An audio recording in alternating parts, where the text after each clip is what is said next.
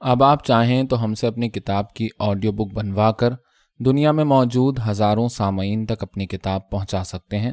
زیادہ جانکاری کے لیے نیچے دیے گئے میل آئی ڈی پر ہم سے رابطہ کریں۔ شکریہ۔ ممتاز مفتی کی کہانی چپ۔ چپ، جینا نے چچی کی نظر بچا ماتھے پر پیاری تیوری چڑھا کر قاسم کو گھورا اور پھر نشے کی شلوار کے اٹھائے ہوئے پائنچے کو مسکرا کر نیچے کھینچا اور اثر نو چچی سے باتوں میں مصروف ہو گئی۔ قاسم چونک کر شرمندہ سا ہو گیا اور پھر معصومانہ انداز سے چارپائی پر پڑے ہوئے رومال پر کاڑھی ہوئی بیل کو غور سے دیکھنے لگا۔ اس کا دل خواہ دھک دھک کر رہا تھا اور وہ محسوس کر رہا تھا گویا اس نے کسی جرم کا ارتکاب کیا ہو۔ قاسم کئی بار یوں چوری چوری جینا کے جسم کی طرف دیکھتا ہوا پکڑا جا چکا تھا۔ جینا کے مسکرا دینے کے باوجود وہ شرم سے پانی پانی ہو جاتا اور پھر اس کی نگاہیں چھپنے کے لیے کونے تلاش کرتیں۔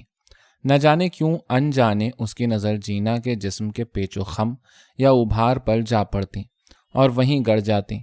اس سمے وہ قطعی بھول جاتا کہ وہ کدھر دیکھ رہا ہے یا وہ کچھ دیکھ رہا ہے۔ مصیبت یہ تھی کہ بات تبھی وقوع میں آتی جب جینا کے پاس کوئی نہ کوئی ہمسائی بیٹھی ہوتی۔ پھر جب جینا اکیلی رہ جاتی تو وہ مسکرا کر پوچھتی، کیا دیکھتے رہتے ہو تم قاسی؟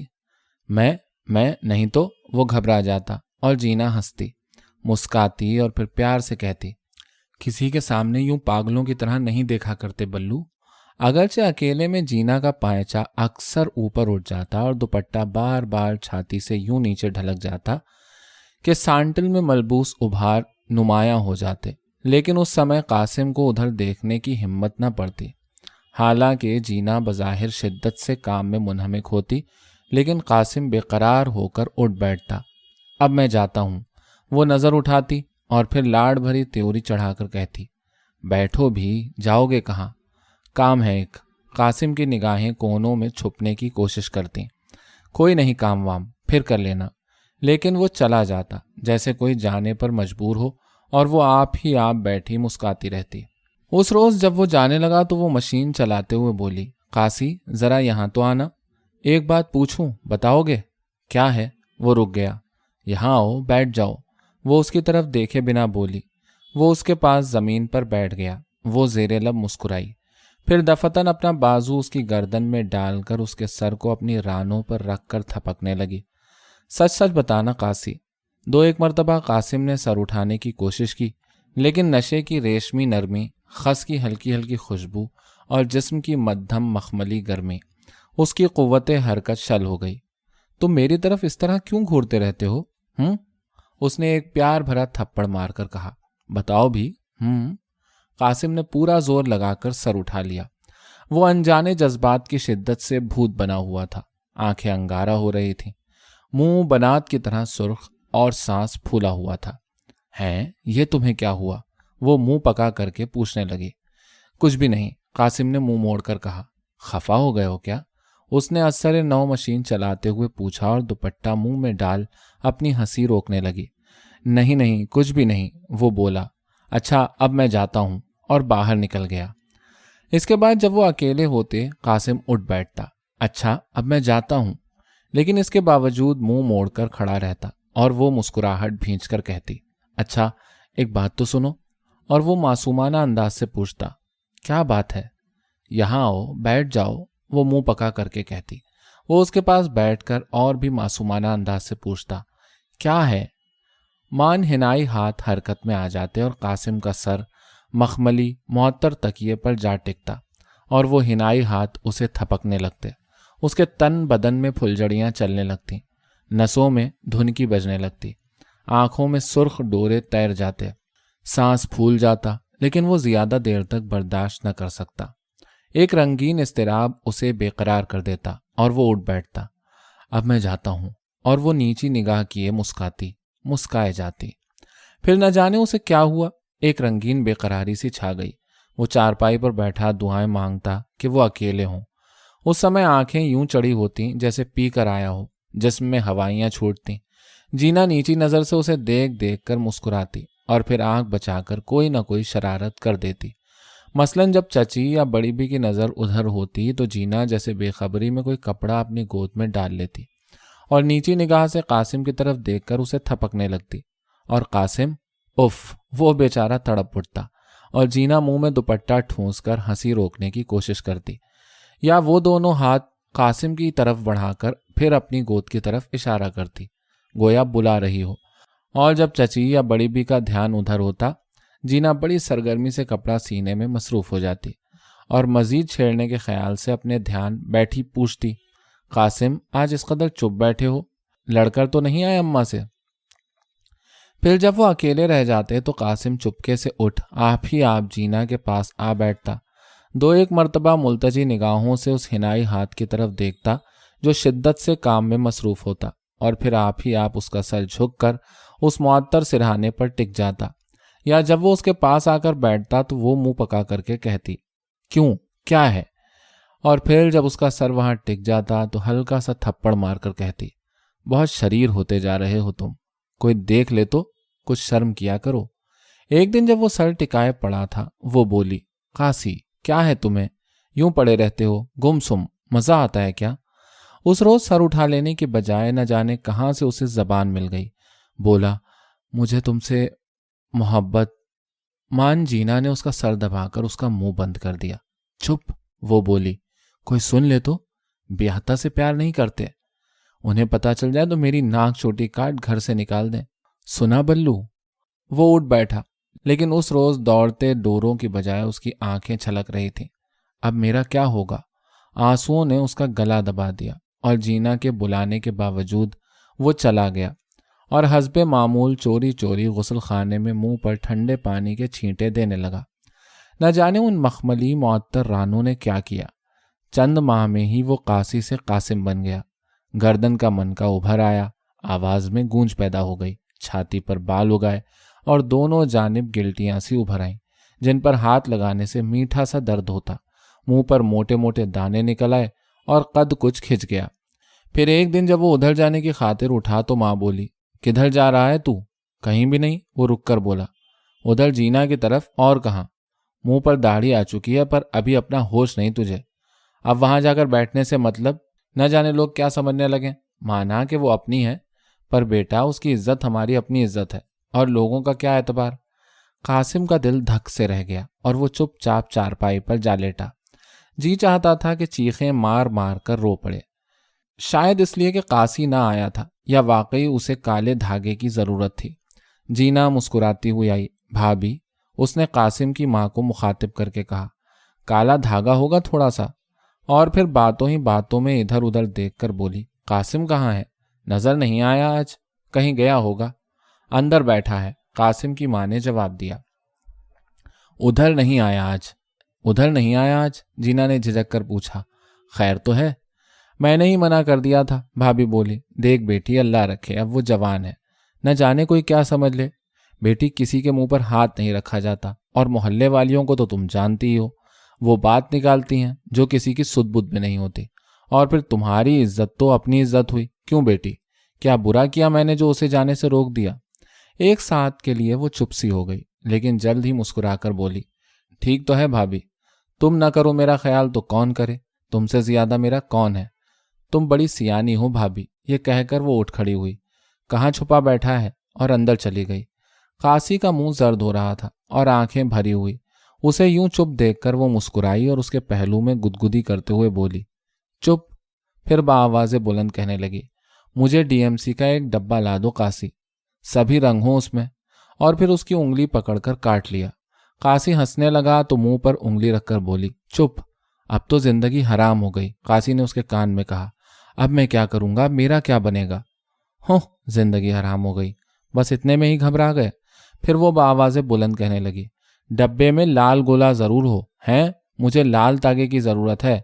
جینا نے یہ کہہ کر اس کے کان سے منہ لگا دیا، رات کو 1 بجے بیٹھک کی تیسری کھڑکی کھلی ہوگی، ضرور آنا۔ ایک آن کے لیے وہ حیران رہ گیا۔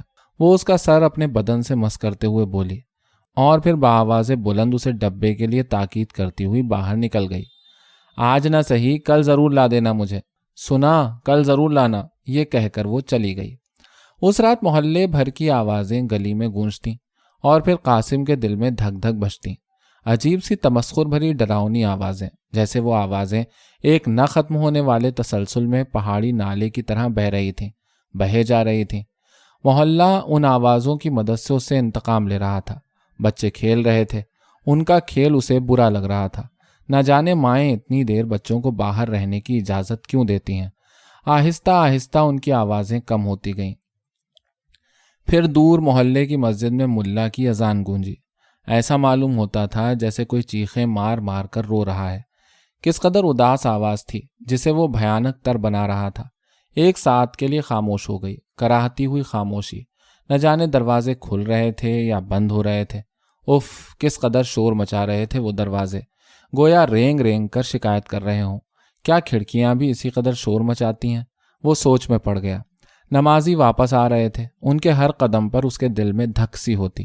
توبہ، اس گلی میں چلنے سے محلہ بھر گونجتا ہے۔ چر چوں دروازے ایک ایک کر کے بند ہو رہے تھے۔ نہ جانے کیا ہو رہا تھا اس روز، گویا تمام محلہ تپے دق کا بیمار تھا۔ اکھڑ کھڑوم، آہم آہم آہیم تھو، یا شاید وہ سب تفریحاً کھانس رہے تھے، تمسخر بھری کھانسی، جیسے وہ سب اس بھید سے واقف تھے۔ ٹن ٹن 12 اس نے دھڑکے ہوئے دل سے سنا، لیکن وہ آوازیں تھیں کہ تھمتی ہی نہ تھیں۔ کبھی کوئی بچہ بلبلا اٹھتا اور ماں لوری دینا شروع کر دیتی، کبھی کوئی بڈھا کھانس کھانس کر محلے بھر کو ازسر نو جگا دیتا۔ نہ جانے وہ سب یوں ہی بیدار رہنے کے عادی تھے یا اسی رات حالات بگڑے ہوئے تھے۔ دوسرے کمرے میں اماں کی کروٹوں سے چارپائی چٹک رہی تھی۔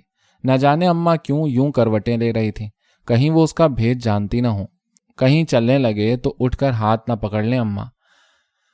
اس کا دل دھک سے رہ جاتا، شاید جینا نہ آئے، اور وہ مضطرب ہو جاتا۔ اف، وہ کتے کیسی بھیانک آواز میں رو رہے تھے۔ شاید اس لیے کہ وہ جینا کی گود میں سر رکھ کر روتا رہا، مجھے تم سے محبت ہے، میں تمہارے بغیر جی نہ سکوں گا۔ اور وہ ہنائی ہاتھ پیار سے اسے تھپکتا رہا، اور وہ آوازیں گونجتی رہیں۔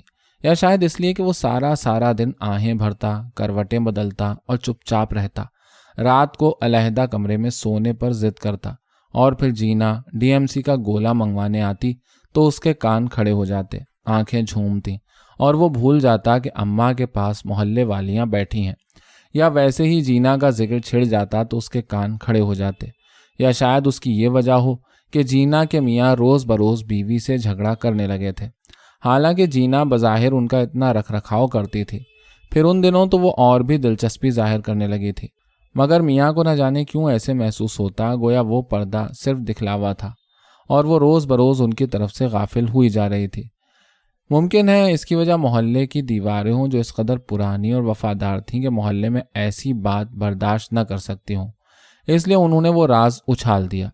بہرحال وجہ چاہے کوئی ہو، بات نکل گئی، جیسا کہ اسے نکل جانے کی بری عادت ہے۔ پہلے دبی دبی سرگوشیاں ہوئیں، یہ اپنا قاسم نواب بی بی کا لڑکا ہے، ایسا تو نہیں دکھے تھا، پر چاچی وہ جینا تو راہ چلتے کو لپیٹ لیتی ہے، نہ بڑی بھی، میرے سن تو نہیں لگتی یہ بات، ابھی کل کا بچہ ہی تو ہے، اور وہ اللہ رکھے بھری مٹیار۔ میں کہتی ہوں بی بی، جب بھی جاؤ اتنی آؤ بھگت سے ملتی ہے وہ کہ کیا کہوں، لوگوں کا کیا ہے، جسے چاہا اچھال دیا۔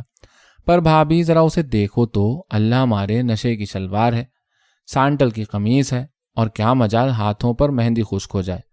ہاں بہن رہتی تو بن ٹھن کر ہے، یہ تو مانتی ہوں میں، اللہ جانے سچی بات منہ پر کہہ دینا میری عادت ہی ایسی ہے۔ تو اس کے میاں کی بات چھوڑ، میں کہتی ہوں وہ تو بدھو ہے، بدھو، نہ جانے کیسے رکھتا ہے گھر والی کو۔ ہائے ری، کیا ہو گیا زمانے کو۔ قاسم نے محسوس کیا کہ لوگ اس کی طرف مستفسرانہ نگاہوں سے دیکھنے لگے ہیں۔ پہلے تو وہ شرمندہ سا ہو گیا، پھر اسے خیال آیا کہیں بیٹھک کی تیسری کھڑکی ہمیشہ کے لیے بند نہ ہو جائے۔ اس کا دل ڈوب گیا، لیکن جوں جوں محلے میں بات بڑھتی گئی، جینا کی مسکراہٹ اور بھی رسیلی ہوتی گئی، اور اس کی چپ اور بھی دل نواز۔ بس ڈر گئے، وہ ہنستی، ہم کیا ان باتوں سے ڈر جائیں گے؟ اس کا حنائی ہاتھ اور بھی گرم ہوتا گیا، اور اس کا سنگار اور بھی معطر۔ لیکن ان باتوں کے باوجود قاسم کے دل میں ایک پھانس سی کھٹکنے لگی۔ جب کبھی کسی وجہ سے بیٹھک کی تیسری کھڑکی نہ کھلتی تو مان اسے خیال آتا کہ وہ اپنے میاں کے پہلو میں پڑی ہے، اور وہ معطر گود کسی اور کو گھیرے ہوئے ہے، وہ حنا آلودہ ہاتھ کسی اور کے ہاتھ میں ہے۔ اس خیال سے اس کے دل پر سانپ لوٹ جاتا اور وہ تڑپ تڑپ کر رات کاٹ دیتا۔ پھر جب کبھی وہ ملتے تو شکوہ کرتا اور پھر روتے روتے منت بھرے آنسو جھول پڑتے، لیکن وہ ہاتھ تھپک تھپک کر اسے خاموش کر دیتا۔ ادھر قاسم اور جینا کی باتوں سے محلہ گونجنے لگا، مدھم آوازیں بلند ہوتی گئیں، سرگوشیاں دھمکی کی صورت میں ابھر آئیں، اشارے کھلے تانے بن گئے۔ میں کہتی ہوں چاچی، رات کو دونوں ملتے ہیں، مسجد کے ملا نے اپنی آنکھ سے دیکھا ہے۔ تم اس کے میاں کی بات چھوڑو بی بی، آنکھ کا اندھا نام چراغ دین، اسے کیا پتا چلے گا کہ بیوی غائب ہے۔ سنا ہے چاچی ایک روز وہ نیچے اتر آیا، پر جینا توبہ توبہ، اس کے سر پر تو حرام سوار ہے، نہ جانے کیسے ادھر ادھر کر دیا اسے، اور لگی بسور نے، پیٹ میں درد ہے، اللہ ہمارا۔ وہ ڈھونڈنے آئی تھی، کیا کہتے ہیں اسے چاچی، نہ جانے کیا ہوتا ہے وہ دھارا سا، ہاں امرت دھارا۔ اور وہ بدھو ڈانٹنے ڈپٹنے کی جگہ الٹا پریشان ہو گیا۔ تم چلو میں ڈھونڈ لاتا ہوں، اب طبیعت کیسی ہے؟ وہاں تو اور ہی درد تھا بھابھی، جبھی تو پھاہا رکھوانے آئی تھی۔ مسجد کا ملا کہتا ہے بڑی بھی، ہے اس کا کیا ہے، اپنی حمیدہ کہتی ہے بی بی، میں تو ان کی آوازیں سن سن کر جل گئی ہوں، کان پک گئے ہیں۔ پڑوسن جو ہوئی ان کی، اور پھر دیوار بھی تو 2 اینٹی ہے بہن، توبہ اللہ بچائے حرام کاری کی آوازوں سے، نہ جانے کیا کرتے ہیں، کبھی ہنستے ہیں کبھی روتے ہیں، اور کبھی یوں دنگا کرنے کی آواز آتی ہے جیسے کوئی کبڈی کھیل رہا ہو۔ پر مامی اپنا گھر والا موجود ہو تو یوں جھک مارنے کا مطلب؟ تو چھوڑ اس بات کو، میں کہوں چوری کا مزہ چوری کا، سر پر حرام چڑھا ہے۔ پر مامی تو چھوڑ اس بات کو دلہن، تجھے کیا معلوم کیا مزہ ہے اس چپ میں، اللہ بچائے، اللہ اپنا فضل و کرم رکھے۔ پر میں کہوں یہ چپ کھا جاتی ہے، بس اب تو سمجھ لے آپ ہی۔ پر یہ باتیں مدھم پڑتی گئیں، مدھم تر ہو گئیں، حتیٰ کہ بات عام ہو کر نظروں سے اوجھل ہو گئی۔ غالباً لوگوں نے اسے ایک کھلا راز تسلیم کر لیا، اور ان کے لیے اس کی مزید تحقیق میں کوئی دلچسپی نہ رہی۔ نہ جانے جینا کس مٹی سے بنی تھی، اس کی ہر بات نرالی تھی۔ جوں جوں لوگ اسے مشکوک نگاہوں سے دیکھتے گئے، اس کی مسکراہٹیں اور بھی عام ہوتی گئیں، حتیٰ کہ وہ محلے والیوں سے اور بھی ہنس ہنس کر ملنے لگی، حالانکہ وہ جانتی تھی کہ وہی اس کی پیٹھ پیچھے باتیں کرتی ہے۔ اور قاسم سے ملنے کی خواہش اس پر حاوی ہوتی گئی، ہنس ہنس کر اسے ملتی، اس کے خدشات پر اسے چڑھاتی، مذاق اڑاتی، اس کی ریشمی گود اور بھی گرم اور معطر ہوتی گئی۔ مگر جب بات نکل کر عام ہو گئی اور لوگوں نے اس میں دلچسپی لینا بند کر دی تو نہ جانے اسے کیا ہوا، اس نے دفتن قاسم میں دلچسپی لینی بند کر دی، جیسے لوگوں کی چپ نے اس کی چپ کو بے معنی کر دیا ہو۔ اب بیٹھک کی تیسری کھڑکی اکثر بند رہنے لگی۔ آدھی رات کو جب قاسم اسے انگلی سے ٹھوکتا اور بند پاتا تو پاگلوں کی طرح واپس لوٹ آتا، اور پھر بار بار ادھر جا کر اسے آزماتا۔ اس کے علاوہ اب جینا کو ڈی ایم سی کے تاگے کی ضرورت بھی نہ پڑتی، اس لیے وہ قاسم کے گھر نہ آتی۔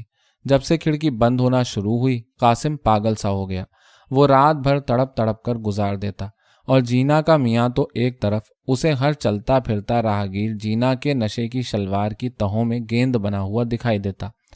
تعجب یہ تھا کہ اب جب کبھی اسے جینا کی لاپرواہی کا شکوہ کرنے کا موقع ملتا تو وہ بے پرواہی سے کہتی، کوئی دیکھ لے گا تبھی چین آئے گا تمہیں، مجھے گھر سے نکلوانے کی ٹھان رکھی ہے کیا کروں میں، وہ ساری رات جاگ کر کاٹتے ہیں۔ وہ ایک آدھ مرتبہ ڈھیٹ بن کر کسی نہ کسی بہانے جینا کی طرف گیا بھی، اول تو وہاں کوئی نہ کوئی بیٹھی ہوتی، اور جب کوئی نہ ہوتا تو بھی جینا سینے کے کام میں اس قدر مصروف ہوتی کہ آنکھ اٹھا کر بھی نہ دیکھتی۔ ایک دن جب وہ ادھر گیا تو دیکھا کہ جینا کے پاس اس کا اپنا چھوٹا ماموزاد بھائی مومن بیٹھا ہے، بالکل اسی طرح جس طرح کبھی وہ خود بیٹھا کرتا تھا۔ اس نے محسوس کیا کہ مومن کا سر ابھی کسی ریشمی معطر تکیے سے اٹھا ہے۔ اس پر دیوانگی کا عالم طاری ہو گیا، اور جینا کے بلانے کے باوجود وہ واپس لوٹ آیا۔ اس سمے اس کا جی چاہتا تھا کہ کسی کھمبے سے ٹکرا کر اپنا سر پھوڑ لے۔ ناگاہ وہ واقعہ پیش آیا، نہ جانے ہوا کیا، آدھی رات کو جینا کی چیخیں سن کر محلے والیاں اکٹھی ہو گئیں۔ دیکھا تو جینا کا خاوند پسلی کے درد سے تڑپ رہا ہے، اور وہ پاس بیٹھی آنسو بہا رہی ہے۔ ڈاکٹر بلوائے گئے، حکیم آئے، مگر بے سود۔ صبح 10 بجے کے قریب میاں نے جان دے دی، اور جینا کی پردرد چیخوں سے محلہ کانپ اٹھا۔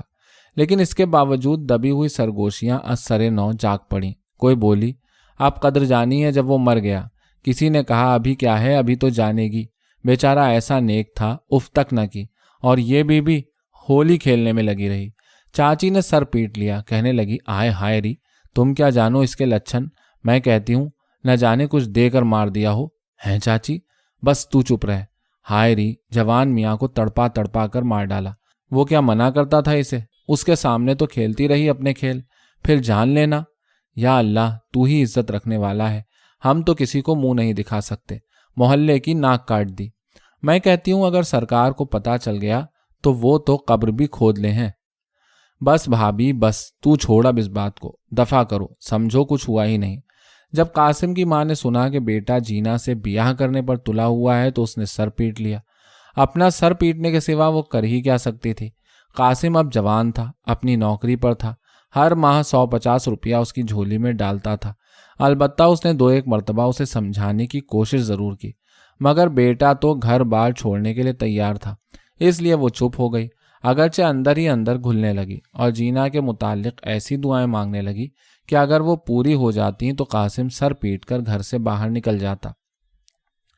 जब मोहल्ले वालियों ने सुना कि कासिम का पैगाम जीना की तरफ गया है तो चारों तरफ फिर चर्चा होने लगी।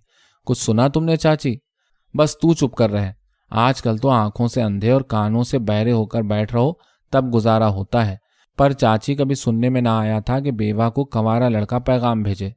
मैं कहती हूँ कंवारा क्या, बेवा मर जाती थी मगर दूसरी शादी का नाम न लेती थी, और अगर कोई पैगाम लाता भी तो उसका मुंह तोड़ देती।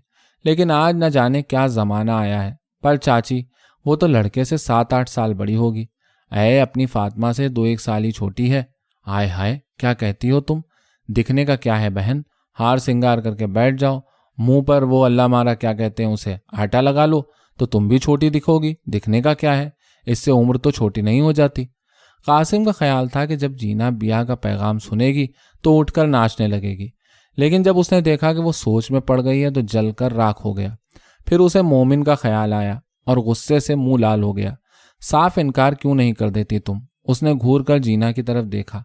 जीना मशीन चलाने में लगी रही, फिर आंख उठाए बगैर बोली, तुम तो काशी ही रहे। काशी रहता तो तुम इस कदर लापरवाह क्यों हो जाती? वो बोला, मैं तो लापरवाह नहीं। उसने सुई में धागा पिरोते हुए कहा, मुझे जवाब दो। वो बोला, उसकी आवाज में मन्नत की झलक थी, जवाब दो।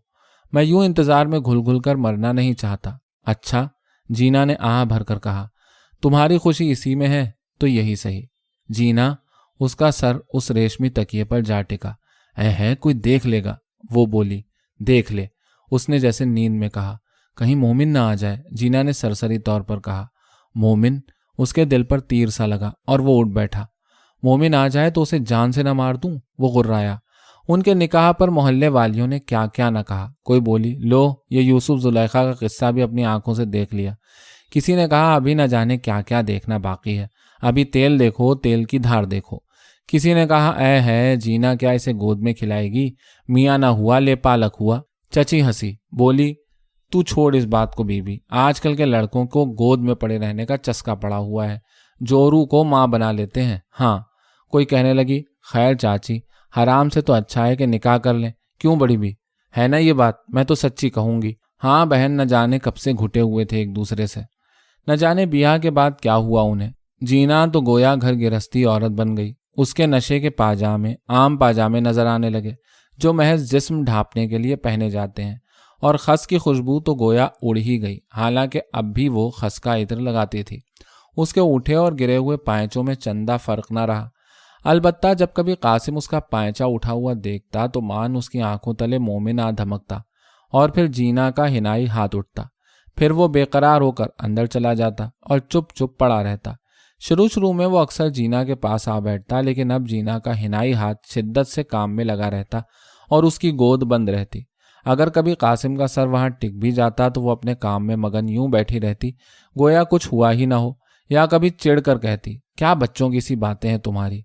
उस समय वो महसूस करता गोया वो गोद किसी और के लिए मखसूस हो चुकी हो और थपकने वाला हिनाई हाथ किसी और का मुंतजिर हो। कई मरतबा दफ्तर में काम करते हुए उसे ये शक सांप की तरह डसने लगता कि वो दोनों बैठे हैं, वो और मोमिन, और उसका सर रेशमी तकिए पर टिका हुआ है। ये ख्याल आते ही वो कांप उठता और वापसी पर जीना को ढूंढता तो देखता कि जीना यूं मगन बैठी है गोया पुराने ख्वाब जी रही हो, किसी रंगीन माजी के ध्यान में मगन हो, या शायद किसी मुतवक्को मुस्तकबिल के। वो चुप हो जाता। उसे यूं देखकर जीना मुस्कुरा कर कहती, کیا ہے آج سرکار کو؟ اور وہ مسکرانے کی کوشش کرتا، ہماری جینا کھو گئی، اب کیا ہوگا؟ اور وہ ہنسنے لگتی، پائی ہوئی چیز کو کھونے کا بہت شوق ہے سرکار کو۔ پائی ہوئی؟ وہ ہنستا، جسے رنگین خواب میسر ہوں وہ بھلا تلخ حقیقت کو کیوں کر دیکھے؟ اسے جاگنے کی کیا ضرورت؟ جاگ کر دکھتا ہی کیا ہے؟ چپ، اور چپ کیا ہے؟ چپ، چپ اور کیا؟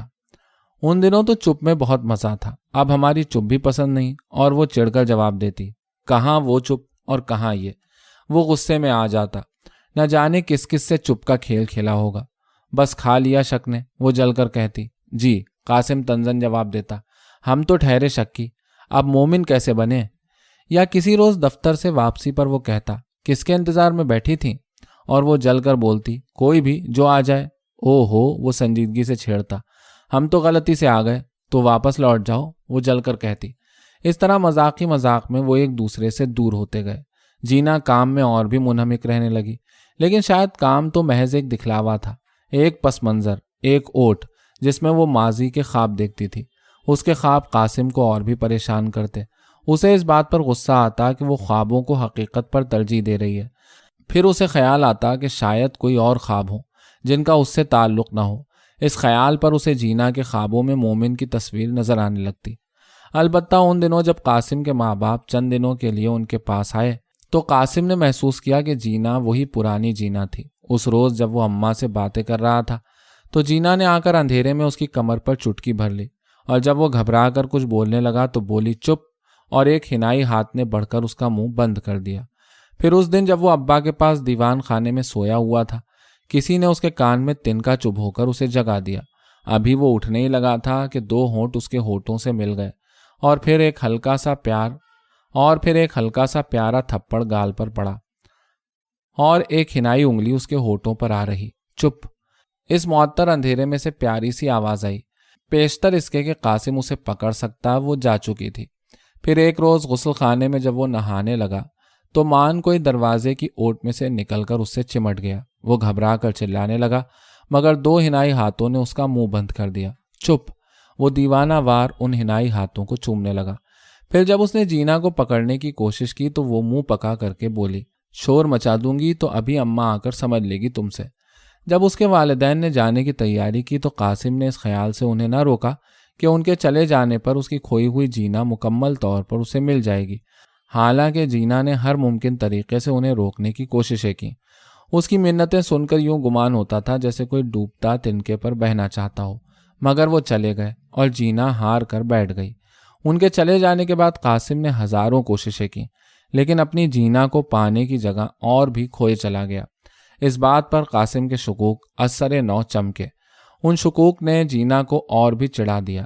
جینا کی چڑ نے اس کے شبہات کو ہوا دی اور وہ چپ چپ رہنے لگا، حتیٰ کہ وہ ایک دوسرے سے اور بھی بیگانہ ہو گئے۔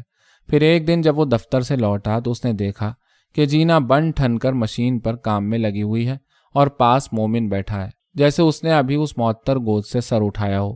اس کی نظروں میں دنیا اندھیر ہو گئی۔ مومن کے جانے کے بعد وہ غرایا، مومن اس مکان میں نہیں آئے گا، سنا تم نے؟ اس مکان میں کوئی جوان لڑکا نہ آئے۔ ہیں؟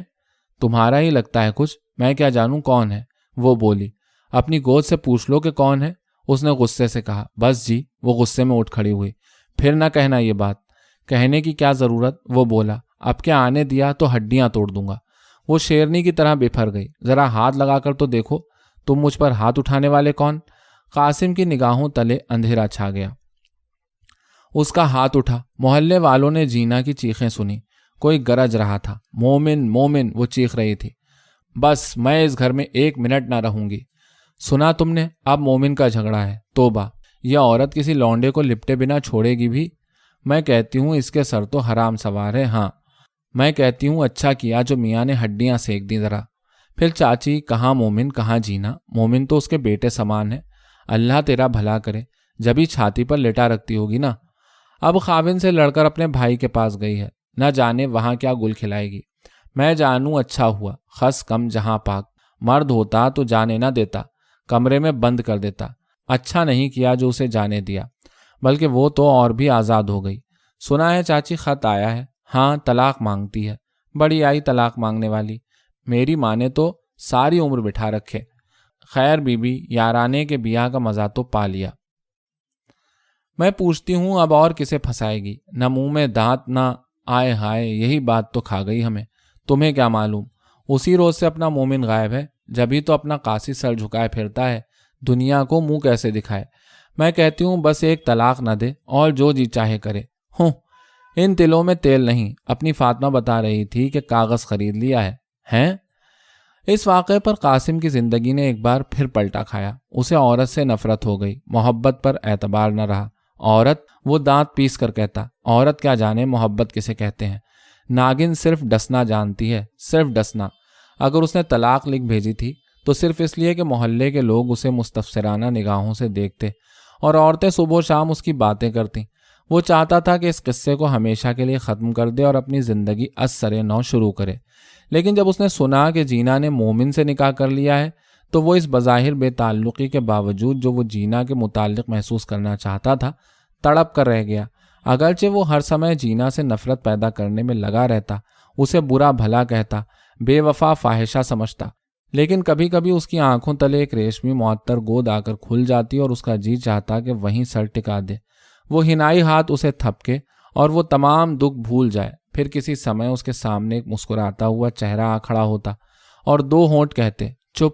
اگرچہ اس وقت وہ لاہور پڑھ کر اپنے آپ کو محفوظ کر لیتا، لیکن یہ تصاویر اسے اور بھی پریشان کر دیتی اور وہ اور بھی کھو جاتا۔ 1 سال کے بعد جب جینا اور مومن محلے میں آئے تو پھر چرچا ہونے لگا۔ محلے والیاں بڑے اشتیاق سے دلہن کو دیکھنے لگیں۔ اگرچہ ان کی مبارکباد طعنہ آمیز تھی، لیکن آخر مومن کی ماں کو مبارک تو دینا ہی تھی۔ اتفاق کی بات تھی کہ جب مومن اور جینا محلے میں داخل ہوئے، عین اس وقت قاسم گلی میں کھڑا چاچی سے بات کر رہا تھا۔ اس روز وہ ایک سرکاری کام پر ایک دن کے لیے باہر جا رہا تھا اور چاچی سے کہہ رہا تھا، ہاں چاچی سرکاری کام ہے، کل رات کی گاڑی سے لوٹ آؤں گا۔ پیچھے آہٹ سن کر وہ مڑا تو کیا دیکھتا ہے جینا کھڑی مسکرا رہی ہے۔ اس کا دل دھک سے رہ گیا، پھر آنکھوں تلے اندھیرا چھا گیا اور وہ بھاگا، حتیٰ کہ اسٹیشن پر جا کر دم لیا۔ اس روز دن بھر وہ جینا کے بارے میں نہ سوچنے کی کوشش کرتا رہا۔ دل میں ایک اضطراب سا کھول رہا تھا، کوئی کلیجہ مسلے دیتا تھا، دل دھک دھک کر رہا تھا، مگر وہ تیزی سے کام میں مصروف رہا، جیسے ڈوبتا تنکے کا سہارا لینے کے لیے بےتاب ہو۔ کام ختم کر کے وہ رات کو گاڑی پر سوار ہو ہی گیا، حالانکہ واپسی کا خیال اس کے لیے بے حد دل خراش تھا۔ گاڑی میں بھیڑ بہت تھی۔ اس گہما گہمی میں وہ قطعی بھول گیا کہ وہ کون ہے، کہاں جا رہا ہے اور وہاں کون آئے ہوئے ہیں۔ جب وہ محلے کے پاس پہنچا تو 1 بجنے کی آواز آئی، ٹن مان وہ دبے پاؤں چلنے لگا، گویا ہر آہٹ اس کی دشمن ہو۔ گلی میں پہنچ کر اس نے محسوس کیا جیسے وہ وہی پرانا قاصی تھا۔ دفتن ایک معطر ریشمی گود اس کی نگاہ میں جھلملائی۔ دیکھو تو بھلا، اس کے دل میں کسی نے کہا۔ دل دھڑکنے لگا، نگاہ بیٹھک کی تیسری کھڑکی پر جا ٹکی، انگلی سے دبایا تو پٹ کھل گیا اور وہ اندر چلا گیا۔ مان سامنے سے اس پر ٹارچ کی روشنی پڑی۔ وہ گھبرا کر مڑنے ہی لگا تھا کہ وہ روشنی ایک حسین چہرے پر جا پڑی۔ ہاں وہی، سیڑھیوں میں جینا کھڑی مسکرا رہی تھی۔ تم؟ وہ غصے سے چلایا۔ ایک ساتھ میں اسے سب باتیں یاد آ چکی تھیں۔ اس کا جسم نفرت سے کھولنے لگا تھا۔ چپ، جینا نے منہ پر انگلی رکھ لی۔ قاسم کا جی چاہتا تھا کہ اس حسین چہرے کو نوچ لے اور کپڑے پھاڑ کر باہر نکل جائے، لیکن اچانک حنائی ہاتھ بڑھا۔ میں جانتی تھی تم آؤ گے، میں تمہاری راہ دیکھ رہی تھی۔ قاسم کا سر ایک رنگین معطر گود پر جا ٹکا، جس کی مدھم گرمی حنائی ہاتھ کے ساتھ ساتھ اسے تھپکنے لگی۔ قاسم نے 1-2 مرتبہ جوش میں آ کر اٹھنے کی کوشش کی، لیکن وہ خوشبو، ریشمی بدن، مدھم گرمی اور حنائی ہاتھ، اس کا غصہ آنسو بن کر بہہ گیا۔ وہ پھوٹ پھوٹ کر بچوں کی طرح رو رہا تھا اور وہ حنائی ہاتھ اور خوشبو اسے تھپک رہے تھے۔ چپ، جینا منہ پر انگلی رکھے مسکرا رہی تھی۔